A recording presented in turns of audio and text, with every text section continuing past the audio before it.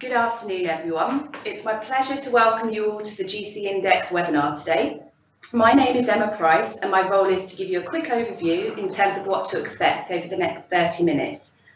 Before I do this, we'd like to ask you a couple of questions about you and why you are here today. These will appear as a poll on the right-hand side of your screen next to the live broadcast. We will be asking other questions throughout the webinar, which John and Nathan will use to shape today's session, so do keep an eye on the poll. For those of you who have spoken with us in the past, you will be familiar with the GC Index framework. John and Nathan will spend the first couple of minutes briefly explaining the framework and team roles. This will give you the information you need to get some practical takeaways. The aim of today is to get you thinking about how you can change the game within your team and organisation. We will provide you with insights that you can take away and apply straight away. Some of you have already sent some questions across, which we will try to address throughout the next 30 minutes. However, if you do have any other questions, please send them via the control panel at the bottom of your screen. If you do have any technical difficulties, don't worry, we'll be recording the broadcast and send this to you towards the end of the week. I will now hand over to Dr. John Mervyn Smith, Chief Psychologist at the GC Index, and CEO Nathan Ott. Thanks very much, Emma. Good afternoon, everyone. Thanks for joining us. The story of our work with game-changing teams goes back now 3 years. And it started with a search, literally a search for game-changing individuals. Nathan, as part of his work with the search firm EG1, was being asked constantly to find game-changing individuals, people who could drive transformational change in organisations. Now, those requests resulted in a research project that we initiated. It was designed to identify, profile, understand game-changing individuals. At the very outset, I was a bit sceptical that we'd actually unearth any profound findings. So you can imagine that I was quite excited when that early research drew a number of conclusions. Firstly, it was clear that game-changing individuals did exist in the corporate world.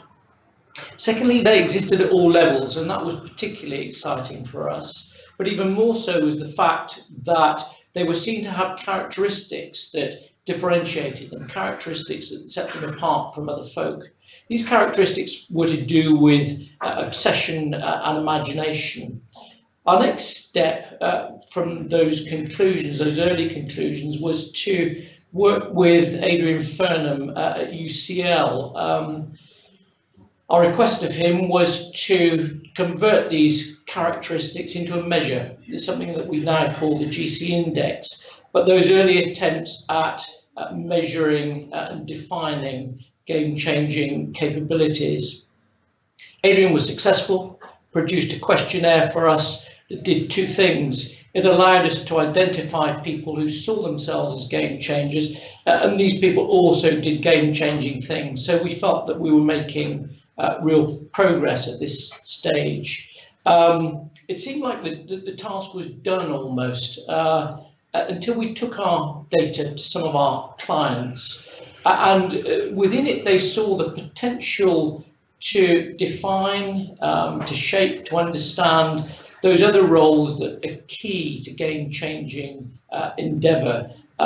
They saw complementary roles that Nathan will talk about shortly that were vital for turning ideas into a reality.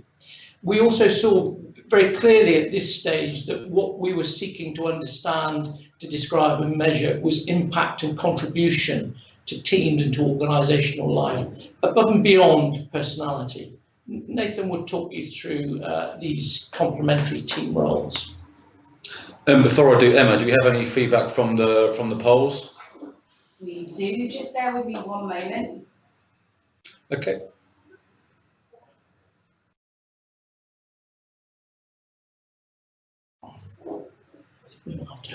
Well, So Thank you, Emma. We have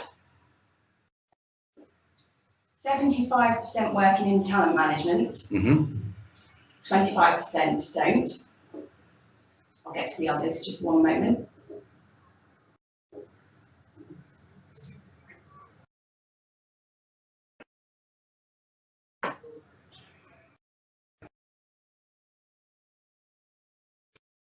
And in terms of interest today, 50% are interested in high-performing teams, 16% dysfunctional teams, and 33% team development. Okay, thank you. So a good spread. I think what would be useful is just to go through the GC index model, which you see in front of you. As John said, there are 5 roles that we believe make up the game-changing team. You have those that are below the horizontal line that want to make an impact through tasks, getting things done, the implementer, or getting things done well, or consistently improving things and tasks, the polisher. For those that are ahead of us here, you'll actually start to see not just team culture, but organizational culture in this model. Very much below the line is about getting things done and making them the best they can be. Above the line, there are individuals that want to make an impact through ideas, the strategist and the game changer. As John mentioned, the game changer is very much around imagination. It's ideas that are different and have a different way of viewing the world. They're not constrained by arbitrary rules, but they show us a different way of doing things. They are ideas that don't necessarily make sense to others. The strategist, however, he wants to contribute through ideas, but through ideas that make sense. So be that through understanding trends and data, soft or hard data, they want to contribute through ideas. So what you'll see very quickly is that if we talk about the digital world, disruption, game changing, very much above the line is what we often crave as organizations or as teams, that creativity, the new ideas. But actually below the line is what we have to do, or what we reward through either business as usual or just making things slightly better. In the middle, we have the role we call the playmaker. The playmaker is very not driven in extremes just by task. They are driven by making an impact through people, through others, through shared endeavour, through enabling, through empowering, and often a leadership trait in teams that can get lost, particularly at the heat of battle. If we move on very quickly, the model itself of a game-changing team is a very simple one. Okay. Yes, we need the game changer. We need those individuals that are going to bring something different, a different way of doing things, break the rules, bring those ideas that are just different and will move us on. Yeah. However, those ideas alone aren't much good unless we can make sense of them. That's where strategists come in. They make sense of the world. They make an impact by bringing clarity through making ambiguity clear for others, by making the radical seemingly much more easier for stakeholders or businesses, shareholders, staff, employees to understand. Okay. However, an idea, whether it's an idea that makes sense or not, is no good unless we can get it done, unless we can make it happen. And that's what implementers do. They come, they bring energy, they make impact by making things happen. They tick off lists, they get things done, they don't worry, they will just get on with it and make things happen. Whereas the polishers will make these things the best they can be, continuously improve, raise standards, you know, ensure that what we're doing is the best it can be. Okay.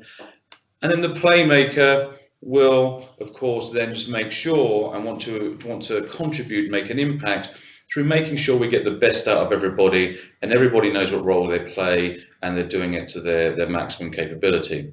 It's a very simple model. The radical idea, make sense of it, get it done, make it brilliant, let's work well together.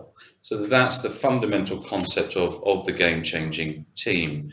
And this is what clients have become to know and like about the simplicity of the model. let's take that a step further. What you get with the impact that individuals want to make is you start getting into internal dialogue. So we're in the heat of battle when we have to focus on getting things done. It's often our internal dialogue which individuals rely upon, and if we can understand that, then it makes it much easier to understand the contribution that we make and obviously that others make. So if we look at implementers, they will contribute, and whether you guys would use the forming, norming, storming team model or otherwise, you will see how these individuals will storm, they will norm, and how they want to make an impact. So implementers will be those JFDIs. Let's just get on with it. Let's stop talking about it. Let's get it done.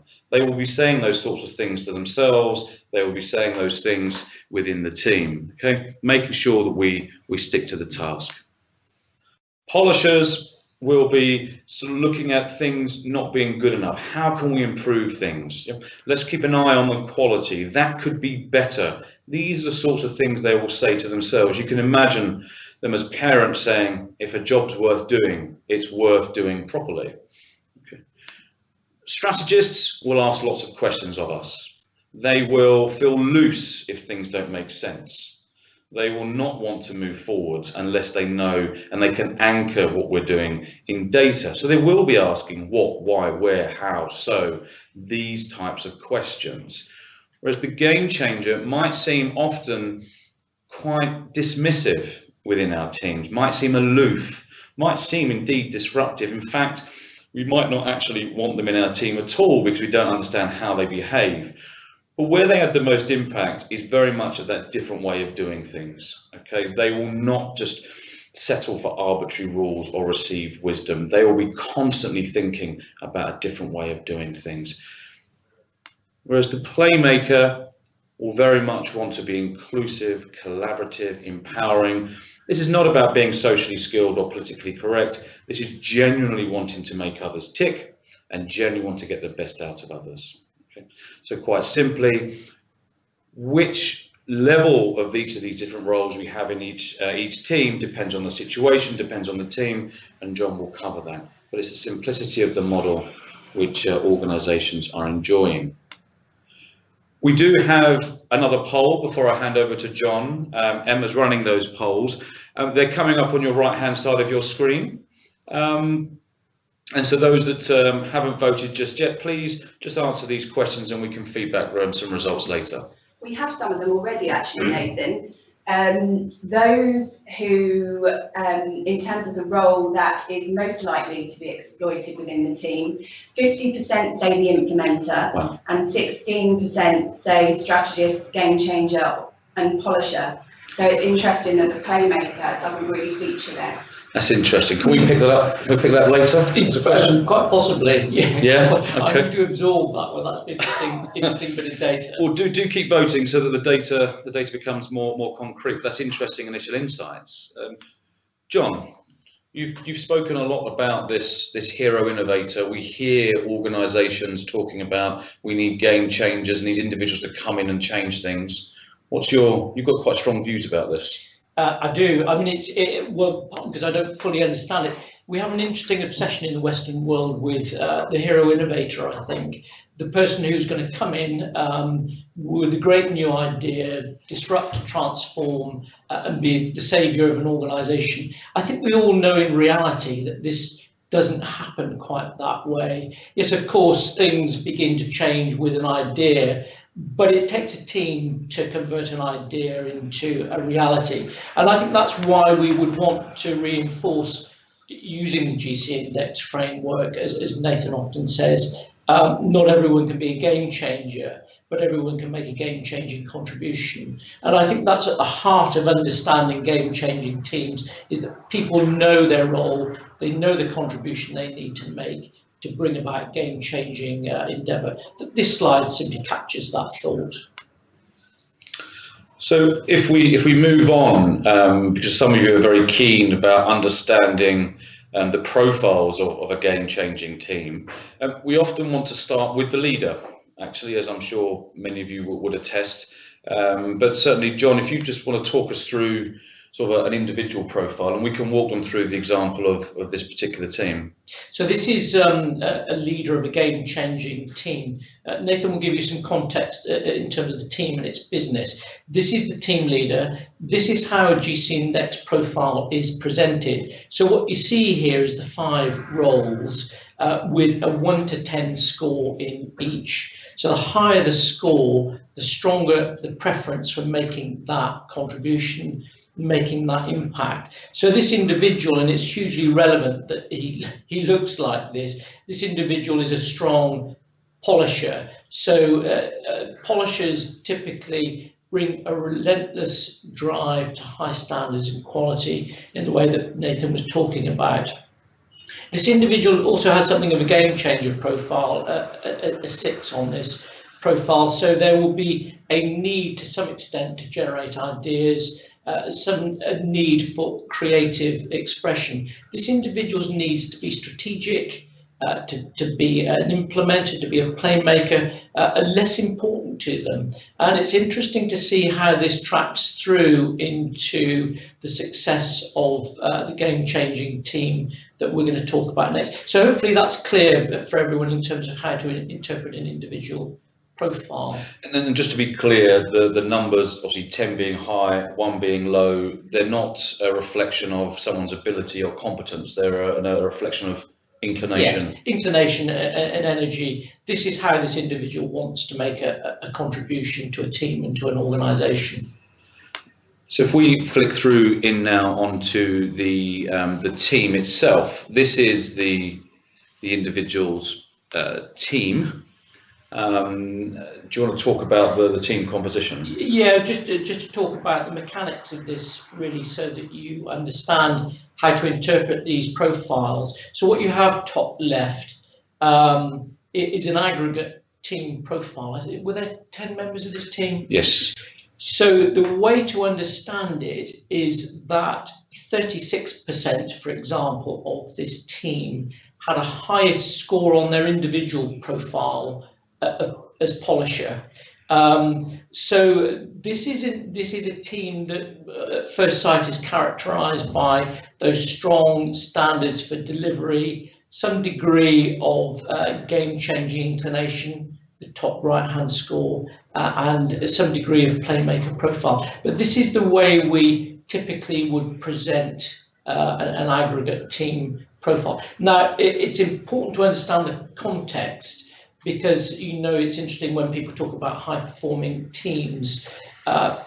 Context and the demands of the environment within which teams operate is key to whether they're successful, high-performing, game-changing. Do you want to talk a bit about what this business is doing? It's an interesting business. There are about 100 individuals. They are a startup in the professional services industry. It's a platform play to disrupt the traditional operating models of the more traditional professional services organisations, be that accountants, consultancies, law firms.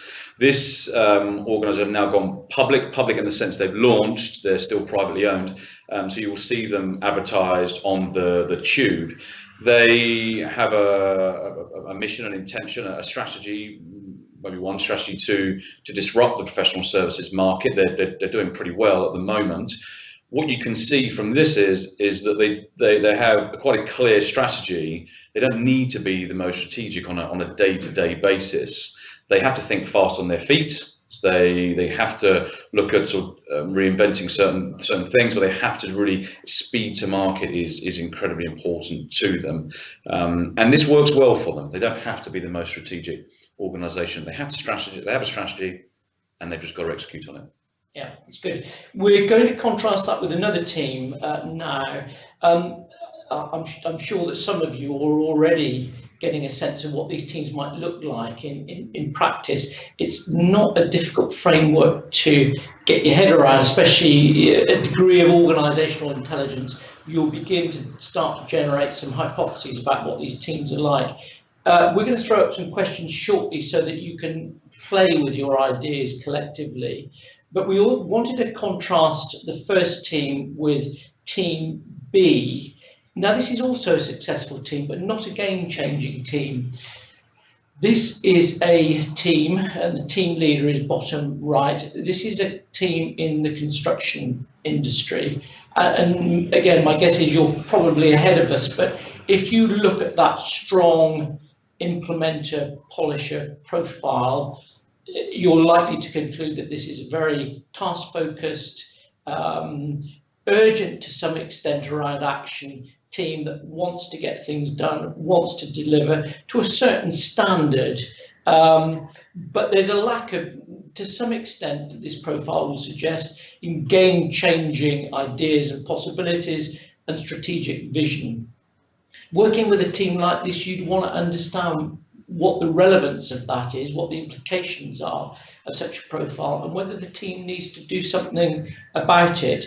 They certainly recognise that they had failed to differentiate themselves in their markets, a reflection of that lack of game-changing inclination. Question then, what do they do about it? How do they convert themselves from being a successful team to being a game-changing team?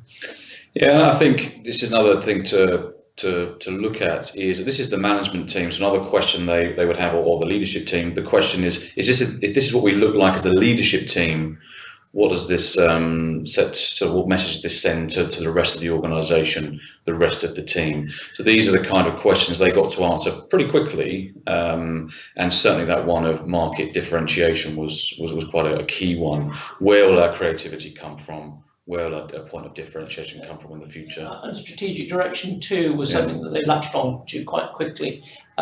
It's not necessarily that difficult, is it? It's not that difficult, no. Do we want to throw some questions up? Well, this is another poll for Emma. She likes her data, as do we. So some very simple questions. There are lots of questions you could ask of this data very quickly. The GC Index team profile does get to the so what of your business objectives very quickly. So these are just 4 that we've picked for you. But do answer in your poll, which team is most likely to be opportunistic and act quickly.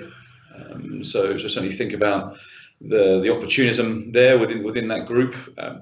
Which team has more energy for business as usual? So hopefully that's a simple one for you to understand and sort of think upon. Which team is most likely to be siloed? That's another one there. Which one would potentially operate very independently of each other as a group? And which team is most likely to reinvent itself time and time again? And also just want you to think about your own team. If you could paint your own team in five bubbles of primary colours and a couple of others, how would you paint your team? What would it look like? And then what does that mean? Okay. Yeah. So hopefully you can begin to see how this works in practice. Many of you who will have worked with teams know that people are often very data rational. So it's very easy to present this sort of data to them, have them explore, have them ask questions of that data that drive out some real some real actions. And that's exactly what happened with these 2 teams. But again, let's reinforce the point that a high-performing team will look different depending upon the industry they're in, the settings they're in, and the demands that they're facing. Hopefully that data is coming in. Thank you, Emma. It is coming in. I just have a quick question from someone here, John. Can you clarify how the percentages are calculated in the team profile? Yeah, that's a good question. Thanks for asking that. That is rather key.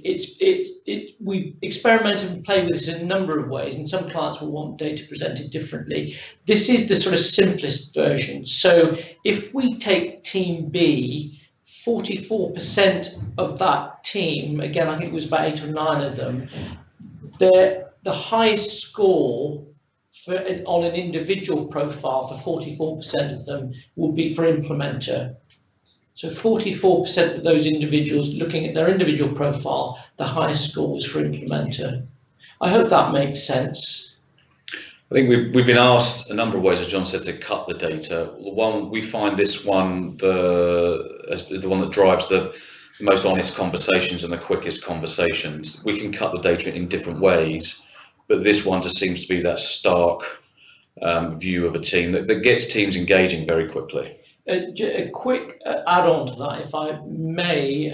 Looking at Team B, it's interesting because although 44% of them were strongly task focused, a number of them had a sort of secondary profile around being strategic, that they felt that they weren't exploiting.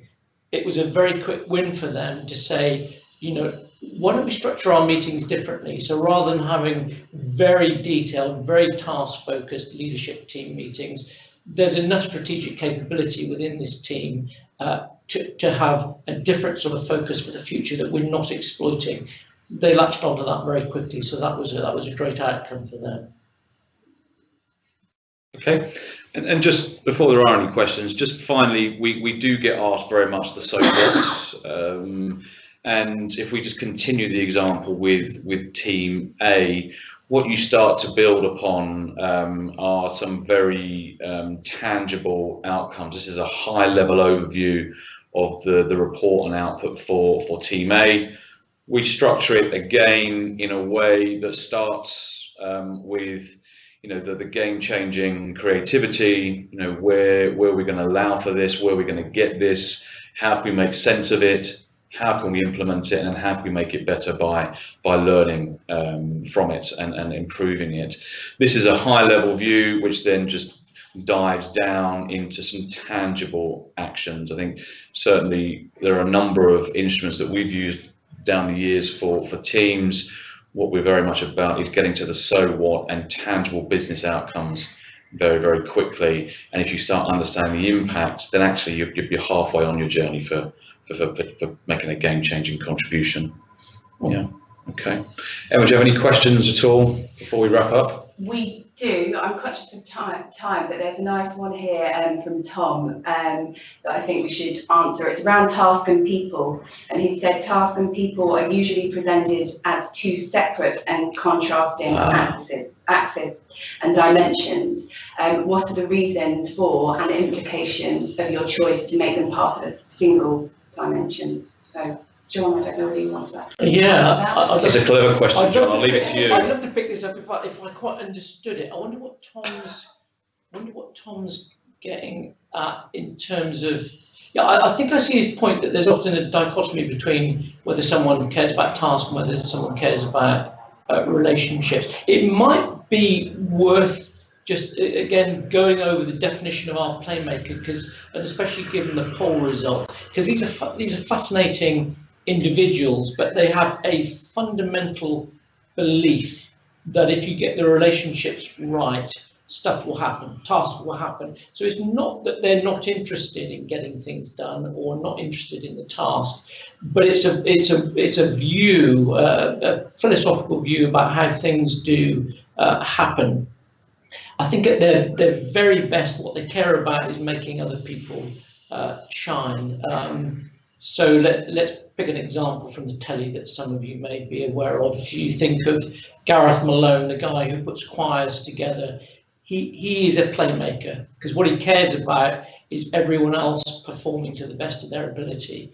So this is an interesting role, but not one that necessarily, as Nathan was saying earlier, has a high profile attached to it, and there are implications of that for often for career success for these individuals. Okay.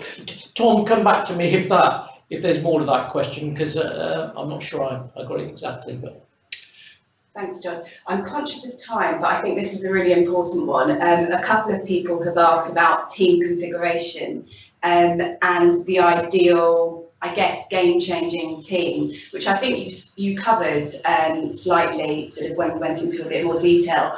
But should there be 20% across every role? Does it depend on the business? Perhaps you could give us an example of sort of how the GC index has been used. I think Team B is a good example. And I can go back. If you take Team B, it's interesting because they had this debate. They said, gosh, you know, there aren't any ideas people in this team, certainly game-changing ideas. What do we do about that? We know we have a business challenge in terms of differentiation. Do we have someone sitting around the table who's a game changer, or do we import those ideas? In a sense, it doesn't really matter what the outcome is. What's important is that they had that discussion about how do they bring game-changing ideas into the team. I think they decided actually to import them, i.e. to search for them within the business, and the team's role will be to filter, evaluate, and then implement those ideas. So you don't necessarily need to have someone sitting in your team who's a game changer. As Nathan was saying earlier on, sometimes that can be quite painful. I'm sure many of you work with game changers, know that they're not at an extreme always easy. So there are other ways of managing that at the boundary of a team, rather than assuming that a composition has to look a particular way. Okay. I mean, I think we've got to have to wrap up, Emma. You're our time master. I think certainly thank everybody for attending. Hope you found that thought-provoking in the UK lunch hour and whatever time it is around the world for the rest of you. I think it's very clear that we have this very notion that there's no such thing as a perfect leader, there's no such thing as a perfect team, and just having a game changer on their own is not necessarily going to create the game-changing team. So that's why we talk about not everyone can be a game changer, but everyone can make a game-changing impact. Very, very quickly, I'm conscious that we haven't got around to answering everyone's questions, so we'll try and pick these up with you individually over the next week or so. And we will also email you a recording of today's webinar. So thanks again for joining us. Thank you, everyone. Thank you, Emma. Thanks very much.